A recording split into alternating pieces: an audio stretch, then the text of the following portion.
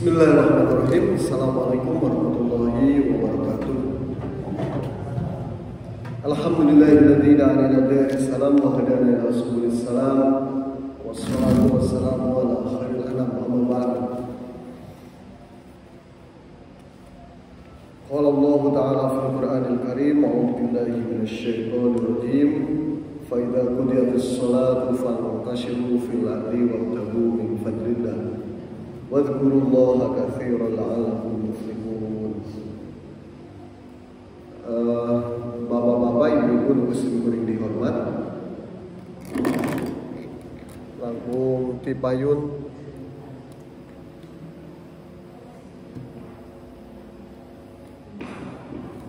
langkung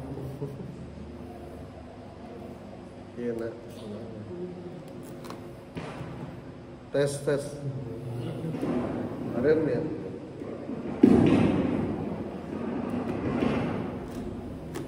Langkung dipayung kurang sasarangan menyanyikan puji sareng syukur ka Allah Subhanahu wa taala. Alhamdulillah dina wengi ieu urang sadaya biasa kumpul, biasa silaturahim dina raraga pengajian malam Jumat. Bapak dan Ibu yang sangat kami hormati, insya Allah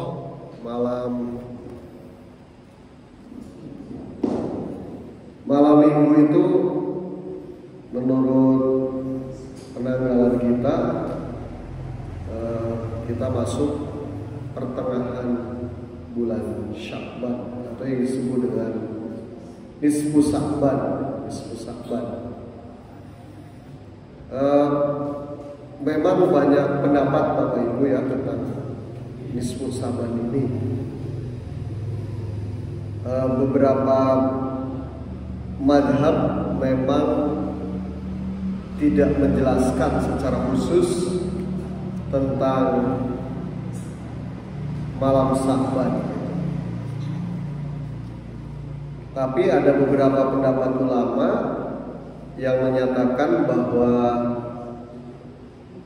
malam Nisfu Sya'ban termasuk yang malam di dalamnya banyak amalan gitu. Penjelasan itu, kalau itu menurut salah satu riwayat bahwa Imam Syafi'i Al-Imam Syafi'i juga mencontohkan melaksanakan kegiatan di malam Sya'ban. Bahkan Al-Imam Syafi'i menjelaskan bahwa salah satu doa yang diijabah di antara 5 malam selain di malam-malam bulan Ramadan adalah di malam Nisfu Sya'ban itu. Walaupun para wargi sadaya ada juga pendapat-pendapat ulama yang menjelaskan bahwa Nisfu Sya'ban itu sama dengan malam yang biasa, tidak perlu diperingati secara berlebihan gitu. Nah, tetapi para wargi sadaya, kelompok yang mengatakan bahwa malam Nisfu Sya'ban itu adalah malam seperti biasa, itu yang kemudian mengatakan tidak perlu ada kumpul-kumpul khusus di malam Nisfu Sya'ban itu bersama-sama. Nah, para wargi sadaya, bahkan ada memang ulama salaf yang menekankan jangan sampai di malam Nisfu Sya'ban itu ada aturan-aturan amalan yang dipaksakan untuk masyarakat. Kudu sholat sekian rakaat, kudu zikir semalaman gitu ya. Gitu. Nah, tetapi secara umum sebetulnya para ulama yang bijak itu menjelaskan bahwa malam Nisfu Sya'ban mau diramaikan mau tidak silahkan saja. Itu sama dengan hal-hal misalkan peringatan hari-hari besar Islam. Isra Mi'raj, Maulid Nabi, tidituna teu aya Bapak Ibu, sami wae gitu tah. Tapi kadang-kadang memang ada perbedaan pendapat ini ya Bapak Ibu ya. Ya enggak masalah. Kalau pendapat pertama yang menganggap itu bahwa malam nisfu Sa'ban sama dengan malam biasa, maka ya seperti biasanya gitu, melaksanakan aktivitas-aktivitas yang bermanfaat gitu ya, yang bermanfaat, ibadah yang bermanfaat. Tapi memang kalau mazhab Imam Syafi'i agak mengkhususkan di malam nisfu Sya'ban. Cek kolot baheula ya, cek para guru gitu. Nisfu Sa'ban teh malam ditutupnya apa? Ama buku gitunya. Urang sadaya ke kantos kadangunya gitu, di para guru urang gitu. Hari ditutup buku sebenarnya setiap hari ditutup bukunya. Tapi itu mungkin kreativitas para ulama supados minimal atau anu tara inget karena amal ibadah geus laksanakeun. Orang-orang yang tidak ingat akan amalan yang baik dan amalan yang buruk yang pernah diperbuat, minimal ketika datang nisfu Sa'ban jadi ingat gitu. Positifna mah eta lah gitu.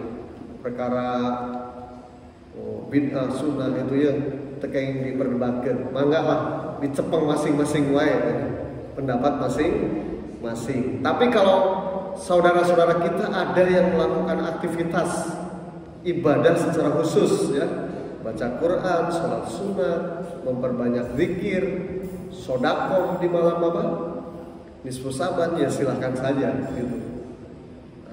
Margi dina praktek nama abdi ningali berbagai edaran gitunya, ai wargi-wargi urang di Nahdlatul Ulama tangtos eta aya khusus gitu ya.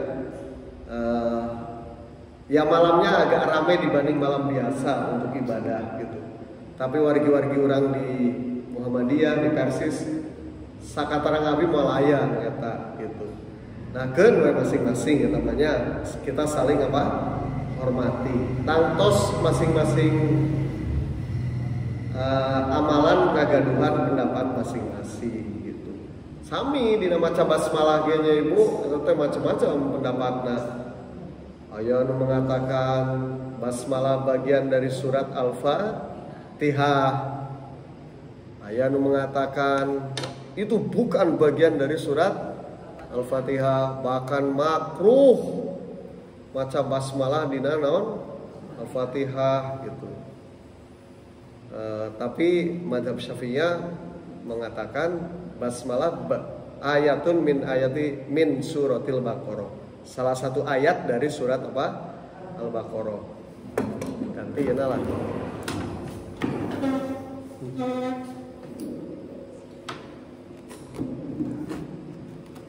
Jantan aneh lah istilahnya pendapat-pendapat para ulama. Kunaon aya 4 mazhab itu karena memang mewadahi keragaman pendapat gitu. Orang tos biasa lah karena itu. Jantan kesimpulan anak gitu we para istilahnya. Cenah aya nu rada menspesial, ada yang agak spesial dina malam naon nisfu Sa'ban malah gitunya, aya pangaosan, aya ngadamel wudhu naon gitunya. Sapertos Isra Mi'raj gitu bios gitunya. Tapi itu jangan dipaksa. Ulama mah sepakat bahwa memang ada hal-hal mulia di malam nisfu Sa'ban karena bagian dari bulan Sa'ban. Namun nu dilarang para ulama mah memaksakan berbagai ibadah-ibadah di malam itu gitu. Ya mangga bade aya nu bade ibadah langkung di malam tilu sanes ge gitunya gitu. Yang penting itu bukan paksaan. Bahkan lebih bagus tentu tiap malam ibadahnya lebih bagus. Nah, kumargi itu baru sadaya karena terkait dengan nisfu Sya'ban dalam pandangan masyarakat secara sosial menjadi bagian penting dari hari bagi umat Islam, maka ya setidaknya baik nisfu Sya'ban atau hari-hari lain yang paling penting sesungguhnya itu bagian dari kita untuk bermuhasabah gitu. Bagian penting kita untuk bermuhasabah. Muhasabah teh hartosna hasiba yuhasibu gitu ya. Hartosna itu menghisab itu artinya menghitung diri, memperhitungkan apakah lebih banyak amalan yang baik ataupun amalan yang buruk gitu. Bahkan para ulama mah setiap selesai sholat melakukan muhasabah. Apakah kemudian amalan-amalan kita itu lebih banyak yang baik atau lebih banyak yang buruk? Kalau lebih banyak yang baik, tingkatkan yang baiknya. Kalau lebih banyak yang buruk, segera kita bertaubat dan kemudian meningkatkan amalan-amalan yang baik. Nah, oleh karena itulah Bapak Ibu,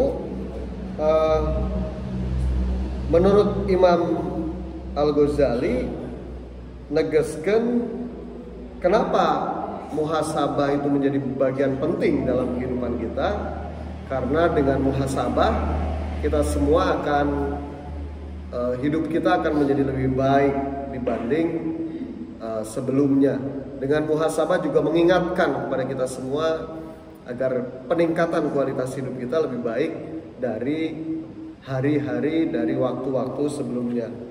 Nah, oleh karena itulah Ibu, ada sejumlah ayat Al-Quran yang menjelaskan tentang pentingnya muhasabah. Yang pertama di surat Al-Hasr ayat 18 hingga 18. A'udzubillahi minasyaitonirrajim. Bismillahirrahmanirrahim.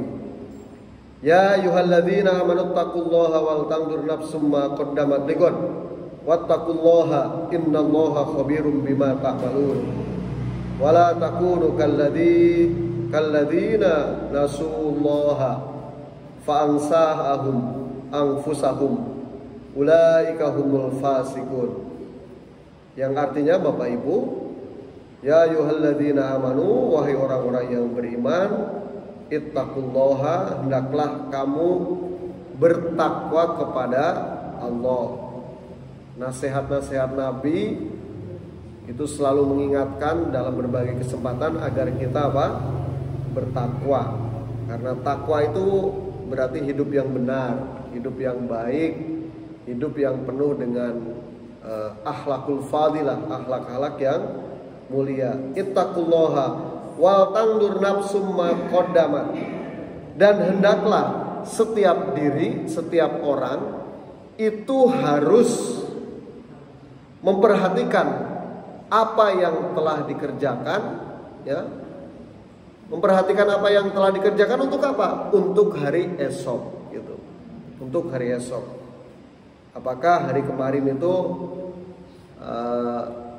lebih baik dari hari sebelumnya, atau hari ini lebih baik dari hari kemarin, gitu. Jadi semuanya kita harus senantiasa harus rajin mengingat-ingat amalan kita. Kemudian wattaqullaha, dikuatkan lagi, wattaqullaha, hendaklah kamu bertakwa, innallaha khabirum bima ta'malun, karena sesungguhnya Allah Maha mengetahui apa yang kamu kerjakan, gitu. Nah, salajengna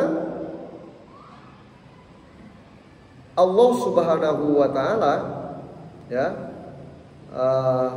mengingatkan bahwa janganlah kamu seperti orang-orang yang lupa kepada Allah, lalu Allah menjadikan mereka lupa kepada mereka diri sendiri.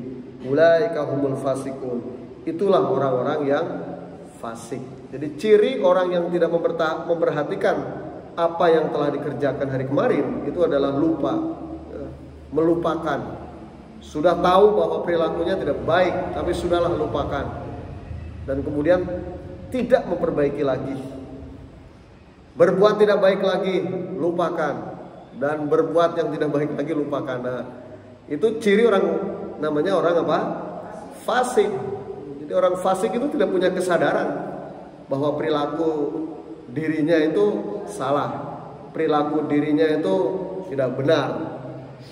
Selalu merasa diri paling benar, gitu ya, merasa diri paling soleh, gitu.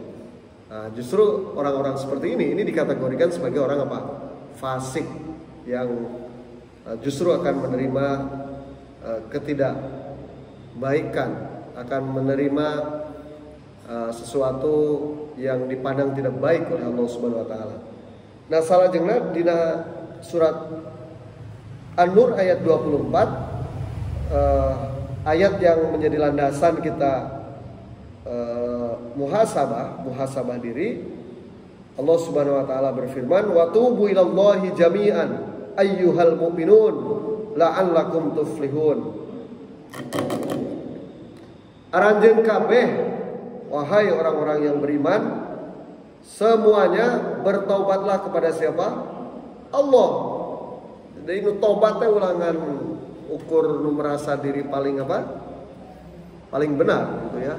Enggak boleh ada seseorang yang merasa diri paling apa? Benar. Justru di hadapan Allah Subhanahu wa taala kita menjadi manusia yang serba kekurangan, serba penuh kesalahan gitu. Ya, oleh karena itulah tubu ilallahi jami'an. Hendaklah kamu semua bertaubat. Semuanya harus bertaubat. Warga RT 3 dusun Cidewa sadayana tiap hari kedah naon? Taubat. Tubu ilallahi ayyuhal mu'minun, wahai orang-orang yang beriman semuanya. Mengapa kita harus bertaubat? La'allakum tuflihun, supaya kita termasuk orang-orang yang beruntung. Jadi taubat itu pengaruhnya, dampaknya justru kita akan menjadi kelompok orang yang bahagia, tuflihun, orang yang beruntung gitu.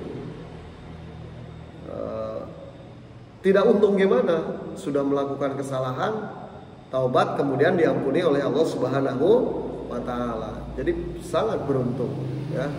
Allah Maha Pengasih, Maha Penyayang. Di dalam surat Al-Furqan bahkan Allah Subhanahu wa taala itu akan mengampuni seluruh dosa kita, termasuk dosa syirik gitu. Ya.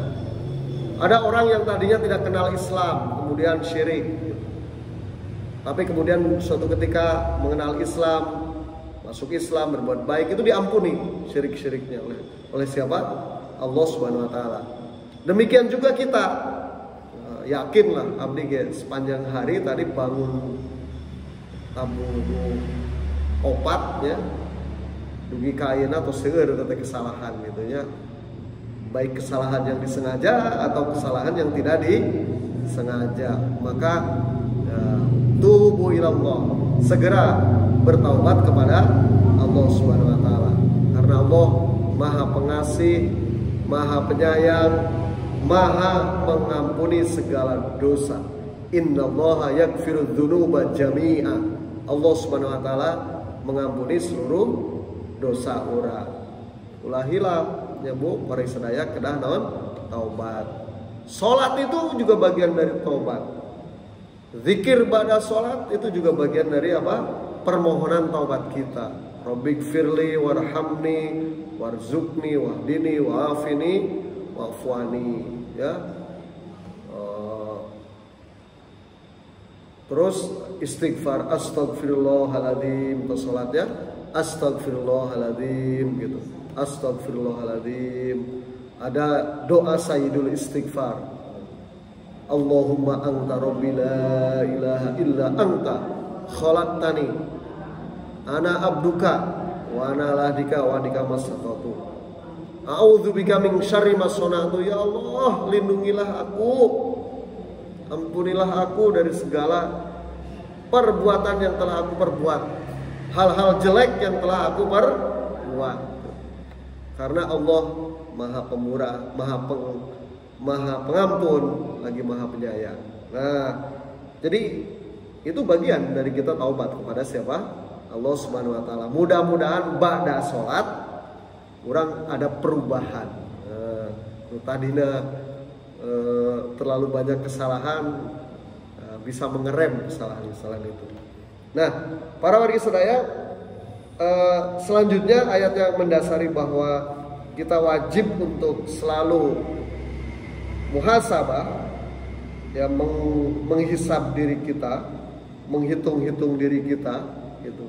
Bahasa anak mudanya mah mengaudit diri dan perilaku kita. Ada dalam surat Al-A'raf ayat 201, Allah Subhanahu wa taala berfirman, a'udzubillahi minasyaitonirrajim. Innal ladzina taqu idza massathum tif minasyaitoni tadzakkaru fa idza hum mubsirun.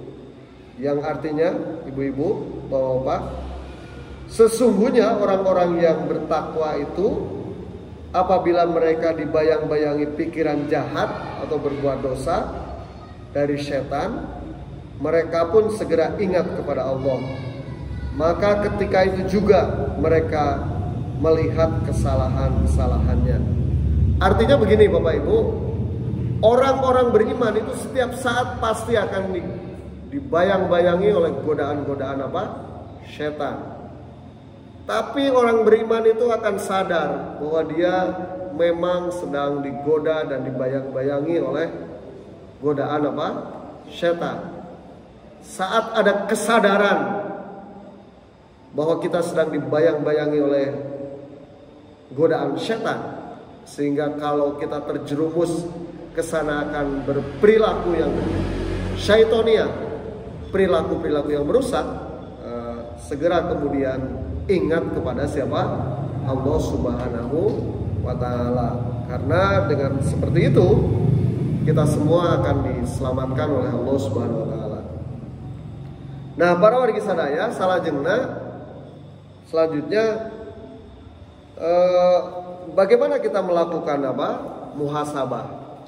Ibnu Qayyim Az-Jauziyah menjelaskan bahwa ada dua macam kita muhasabah.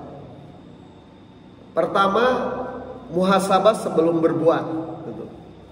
Jantan saat akan melakukan tindakan, baik itu ucapan, tindakan fisik, ya, menampilkan perilaku, mengambil keputusan, itu muhasabah diri dulu, menghitung-hitung dulu, berpikir terlebih dahulu, apakah ucapan, perilaku, gitu, bahkan pakaian, simbol yang kita gunakan itu akan berdampak tidak baik kepada orang atau tidak, akan menyinggung orang atau tidak. Nah, itu diperhitungkan dengan baik. Nah, itu namanya muhasabah sebelum beramal, bertindak, gitu, berbuat, gitu. Sehingga sebelum berbuat, para wisraya, ada pertanyaan-pertanyaan. Misalkan, apakah perbuatan yang akan dilakukan itu baik atau lebih baik meninggalkannya, gitu. Kurang sok hilapnya para wisadayanya, akhirnya berkomentar, nyen status di WA, Facebook, kamu ke emosi mah, gitunya, rasa kusim kuringnya, gitu. Sok out of control, di luar apa? Kontrol. Padahal yang baik harus dipikirkan dulu sebelum klik, gitu tak. Ini kira-kira menyakiti orang atau tidak? Ini kira-kira bikin pamer sama orang enggak, gitu. Orang kan paling rasa bikin status seseorang ada pamer, gitunya. Ayo tuh pamer matara lah, gitu. Termasuk abdi, gitu. Nah, itu sebelum begitu harus seperti apa? Dipertimbangkan dulu, gitu. Yang kedua, misalkan karena muhasabah sebelum bertindak, apakah perbuatan ini diridhoi dan dicintai Allah tidak? Atau sebaliknya, gitu. Kalau perbuatan ini tidak diridhoi, bahkan menimbulkan murka Allah, yang menimbulkan ketidakmaslahatan di tengah-tengah masyarakat, di tengah-tengah saudara kita, maka lebih baik tidak dilanjutkan, gitu ya. Jadi kalau merujuk pendapatnya Imam Ali radhiyallahu anhu, para wisdaya, memang begitu. Orang yang berakal itu kalau mau berbicara, ya, mau mengungkapkan sesuatu, itu akan berpikir 1000 kali. Apakah kemudian ucapan dan pembicaranya layak untuk dilontarkan atau tidak, gitu. Jadi betul-betul penuh dengan pertimbangan yang matang, gitu. Nah, para risadaya, salajengna nu kadua muhasabah ba'dal amal, setelah berbuat. aduh ya, ternyata begitu kita setelah apa? Berbuat, oh banyak sekali apa? Banyak sekali kesalahan. Bagaimana kalau ternyata perbuatan kita banyak kesalahan? Kalau yang tidak disadari, kita makanya bertemu dengan saudara-saudara kita, mohon maaf, kita ucapkan hapunten pilih aya ucapan, tindakan, perilaku anu teu kahaja gitunya, mata teraos manah bapak ibu. Kadang-kadang sok hilang gitunya, ente niat menyinggung, menyakiti, tapi ternyata dalam pandangan orang itu bagian dari menyakiti apa? Orang gitu. Orang terang kita tengok gitu. Nah, maka menurut Ibnu Qayyim itu harus meminta maaf kita seperti itu gitu. Nah, oleh karena itulah Bapak Ibu, di dalam hadis dijelaskan untuk menjawab muhasabah ba'dal amal itu, ittaqillaha haitsu ma kunta, aranjeun kabeh kudu takwa. Anda semua harus bertakwa dimanapun Anda berada gitu ya. Ittaqillaha haitsu ma kunta wa atbi'is sayyi'atal hasanata.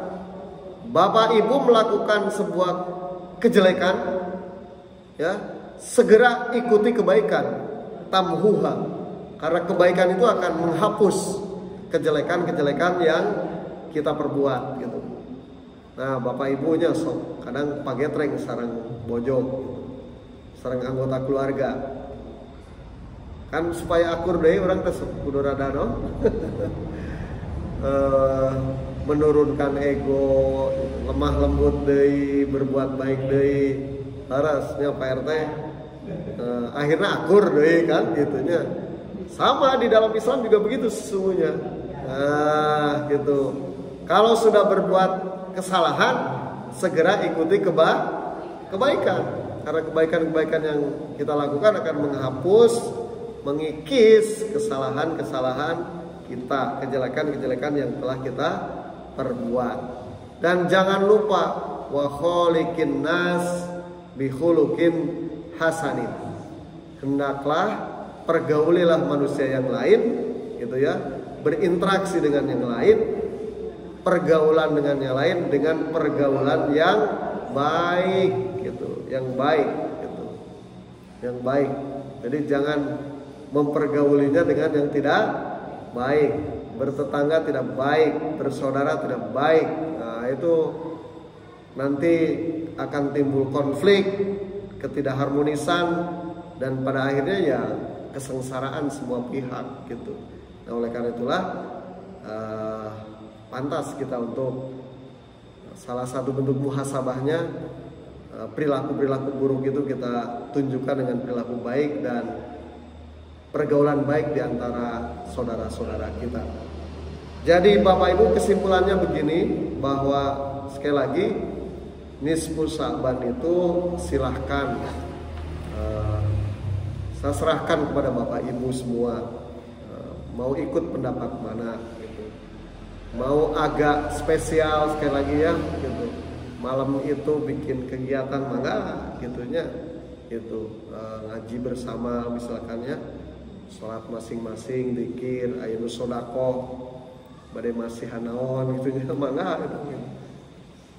Seperti malam biasanya juga silahkan ya, tidak ada apa-apa masing-masing kegiatan. Yang penting sebetulnya setiap waktu menurut Islam itu memang kita harus berbuat sebaik mungkin. Nah, kata kuncinya agar kita bisa berbuat sebaik mungkin tadi, muhasabah, sebelum bertindak dan setelah bertindak. Hatur nuhun Bapak Ibu, mudah-mudahan tepang nisfu Sa'ban ya, pertengahan bulan ya teh Sa'ban, kurang tiasa mempersiapkan dengan baik menyambut kemuliaan bulan Ramadan. Mudah-mudahan Allah masihkan kesehatan iman, kesehatan ilmu, kesehatan ekonomi penting ya sadayana gitu. Mudah-mudahan sadaya permohonan kau yang urang diijabah ku Allah Subhanahu wa taala. Amin ya Allah ya rabbal alamin. Urang maos Al-Fatihah sasarengan, mudah-mudahan sadaya kaula urang dijabah. Al-Fatihah. A'udzubillahi minasyaitonirrajim. Bismillahirrahmanirrahim. Alhamdulillahirabbil alamin arrahmanir rahim maliki yaumiddin. Iyyaka na'budu wa iyyaka nasta'in. Ihdinas siratal mustaqim. Siratal ladzina an'amta 'alaihim ghairil maghdubi 'alaihim waladdallin. Hasbunallahu wa ni'mal wakil wallahu muwaffiq ila aqwamit thoriq. Ihdinas siratal mustaqim. Assalamualaikum warahmatullahi wabarakatuh.